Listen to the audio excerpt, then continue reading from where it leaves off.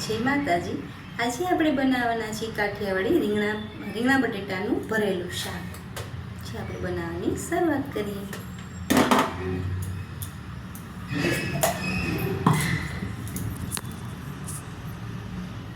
તો પહેલાં આપણે છે ને એમાં ગાંઠિયા લઈશું, જે આ પોણા વાટકા જેટલા છે। 2-3 ચમચી જેટલા શેકેલા માંડવીના દાણા છે। અને ગળાસમાં જો ઘણાને એવું હોય કે ખાંડનો સ્વાદ એટલે એટલું મીઠું ન ભાવતો હોય, તો આજે મેં છે ને આ જે ફરાળી આપણું મીઠું ચેવડો આવતું હોય છે ને એ લીધો છે। એ 3 ચમચી જેટલો છે। હવે આપણે એને પીસી લઈશું। તો આપણો મસાલો પીસાઈ ગયો છે સરસ। હવે આપણે એને થાળીમાં કાઢી લઈશું। મારી પાસે આ ગાંઠિયા હતા એટલે મેં એ લીધા છે। તમારી પાસે જે પણ ગાંઠિયા હોય, વણેલા હોય, ફાફડી હોય, તીખા હોય, એ પણ ઉમેરી શકાય છે। અને જે આપણે મીઠો ચેવડો લીધો છે એની જગ્યાએ આપણે ખાંડ પણ લઈ શકાય, અને ચણાનો લોટ શેકીને પણ લઈ શકાય છે।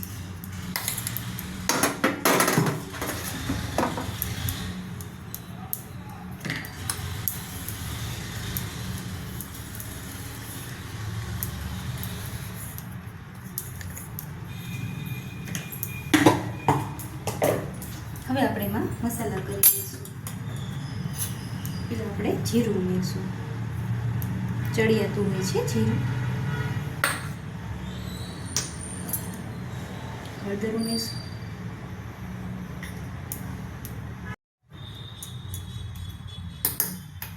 હવે આપણે એમાં લસણની ચટણી ઉમેરીશું,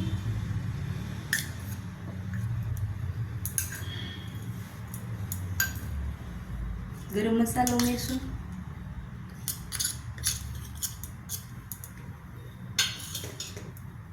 અને સ્વાદ અનુસાર મીઠું ઉમેરીશું।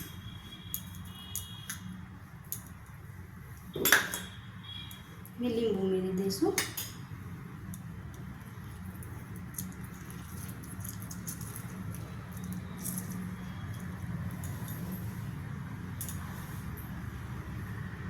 હવે 1 ચમચી તેલ ઉમેરી દઈશું।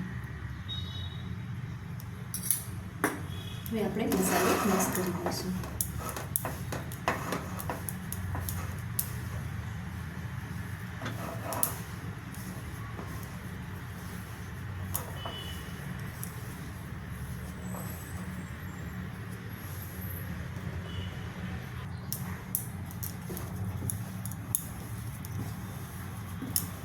હું કોથમરી ફૂલી લઈ છું, કોથમીર ઉમેરી દઈશું।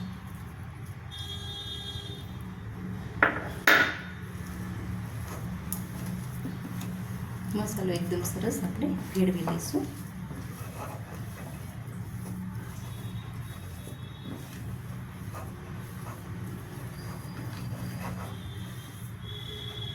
તૈયાર છે આપણો મસાલો।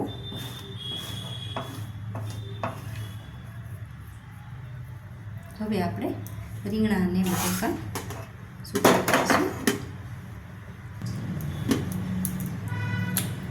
બટેટા છોડી દઈશું।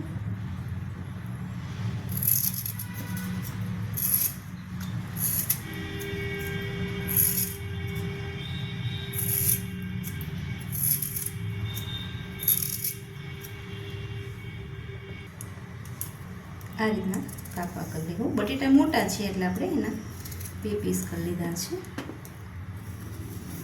આ રીતના કરી લઈશું, જે રીતના મસાલો ભરાય। હવે રીંગણા જોઈ લઈશું।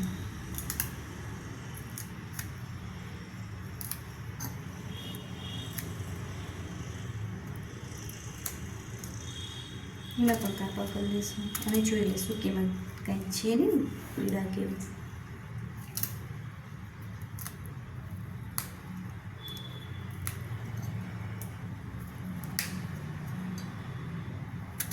મેં રીંગણા અને બટેટા ધોઈને કોરા કરી લીધા છે। તો આપણા રીંગણા અને બટેટા કટ થઈ ગયા છે। હવે એમાં આપણે મસાલો કરશું।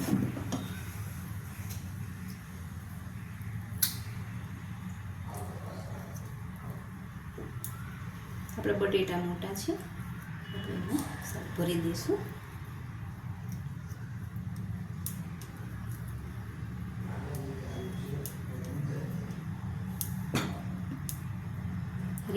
કરશું.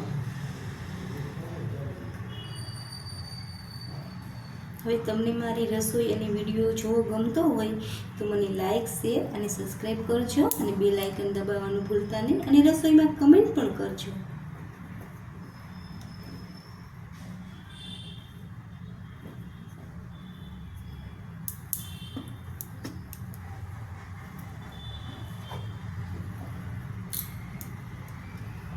આ રીતના આપણે બધામાં મસાલો દબાવીને ભરી લઈશું.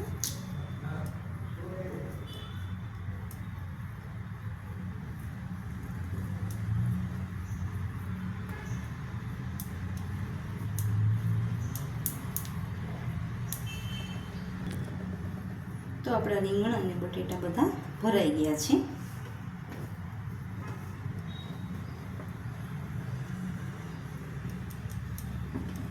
હવે આપણે એનો વઘાર કરશું.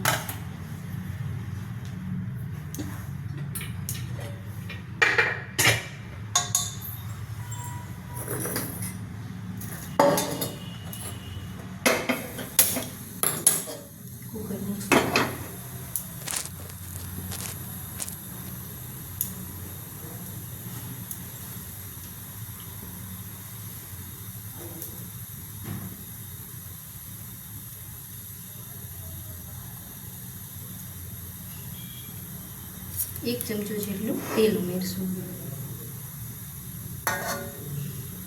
હવે કદાચ તમને એવું લાગશે કે આ તેલ કેમ ડોળું દેખાતું હોય છે, તો હું કોઈ પણ વસ્તુ તળી હોય ને પછી શાકમાં ઉપયોગમાં લઈ લેતી હોઉં છું તેલ, એટલા માટે.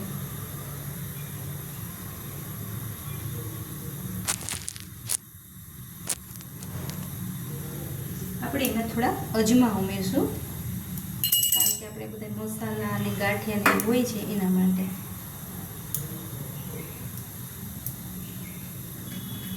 થોડું જીરું ઉમેરશું.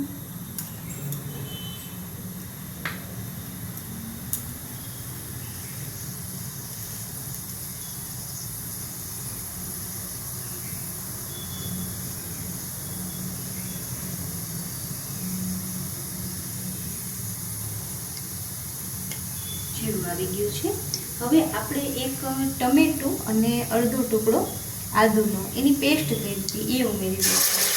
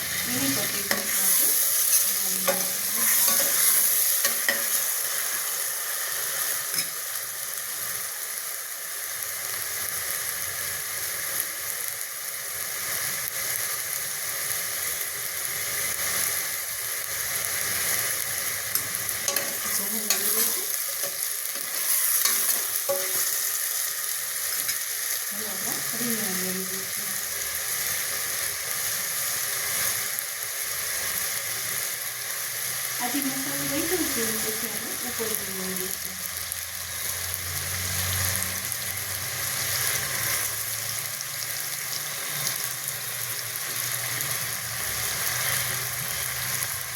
રીંગણ અને બટાકાને હલાવી દઈશું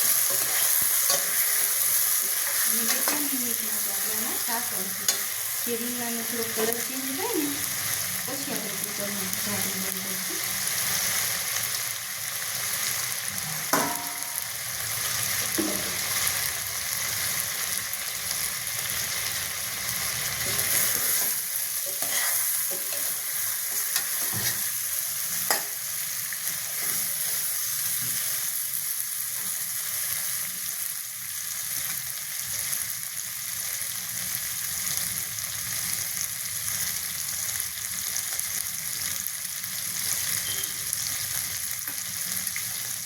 ઉપરથી આપણે થોડુંક લાલ મરચું પણ ઉમેરીશું.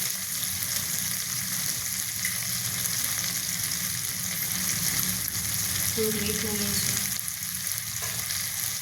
અને આપણો જે મસાલો હતો એ પણ ઉમેરી દઈશું.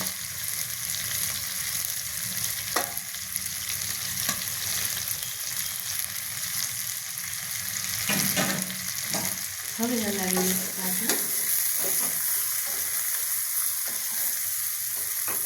આપણે પાણી જોઈએ.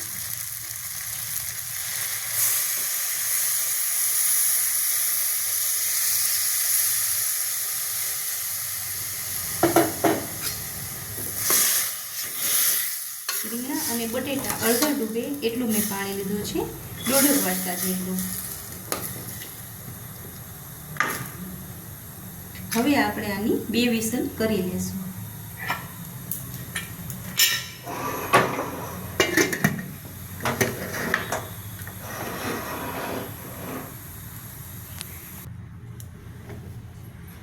તો વિસલ 2 થઈ ગઈ છે, આપણું વરાળ આપણામાં નીકળી ગઈ છે. તો હવે આપણે કુકર ખોલીશું.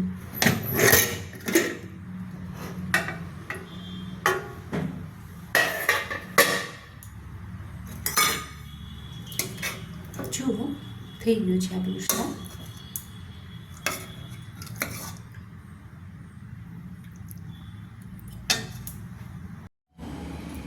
તૈયાર છે આપણું ભરેલ રીંગણા બટેટાનું શાક, જેને મેં રોટલી, છાશ, પીળી ખીચડી અને કાકડી અને ડુંગળીના સલાડ સાથે સર્વ કર્યું છે. જય માતાજી.